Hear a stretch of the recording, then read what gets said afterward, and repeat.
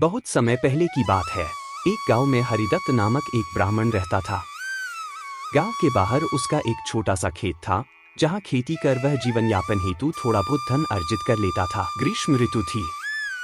वह अपने खेत में एक वृक्ष की छाया में लेटा सुस्ता रहा था। अनायास ही उसकी दृष्टि वृक्ष के नीचे बने बिल से बाहर निकले सर्प पर पड़ी। सर्प को देखकर ब्राह्मण के मन में विचार आया कि संभवतः ये सर्प मेरे क्षेत्र देवता हैं। मुझे इनकी पूजा करनी चाहिए। हो सकता है ये मुझे उसका उत्तम प्रतिदान दे। वह तत्काल उठा और गांव जाकर एक मिट्टी के कटोरे में दूध ले आया।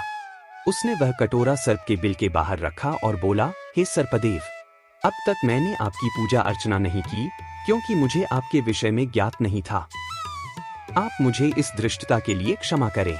अब से मैं प्रतिदिन आपको पूजा करूंगा। मुझ पर कृपा करें और मेरा जीवन समृद्ध करें। वह घर लौट आया।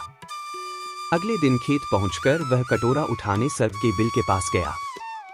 उसने देखा कि उस कटोरे में एक स्वर्ण मुद्रा रखी हुई है। सर्पदेव का आशीर्वाद समझकर उसने वह स्वर्ण मुद्रा उठा ली। उस दिन भी वह सर्प के लिए मिट्टी के कटोरे में दूध रखकर चला गया। अगले दिन उसे पुनः एक स्वर्ण मुद्रा प्राप्त हुई। से वह नित्य प्रतिदिन सर्पदेव के लिए दूध रखने लगा और उसे प्रतिदिन स्वर्ण मुद्रा मिलने लगी।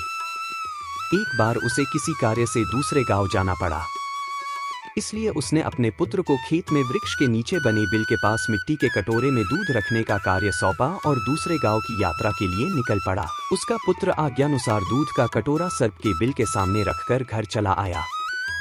अगले दिन जब वह पुनः दूध रखने गया तो कटोरे में स्वर्ण मुद्रा देख चकित रह गया। स्वर्ण मुद्रा देख उसके मन में लोभ आ गया और वह सोचने लगा कि अवश्य इस बिल के भीतर स्वर्ण कलश है।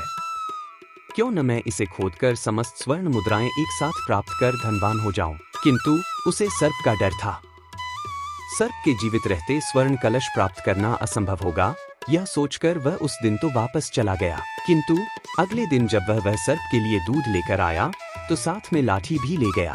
दूध का कटोरा बिल के सामने रखने के थोड़ी देर बाद जब सर्प दूध पीने बाहर निकला तो उसने उस पर लाठी से प्रहार किया।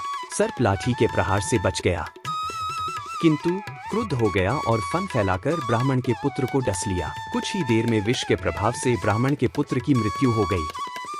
इस तरह लोभ के कारण ब्राह्मण पुत्र को अपने प्राणों से हाथ धोने पड़े। सीख: लोभ का दुष्परिणाम भोगना पड़ता है, इसलिए कभी लोभ न करें।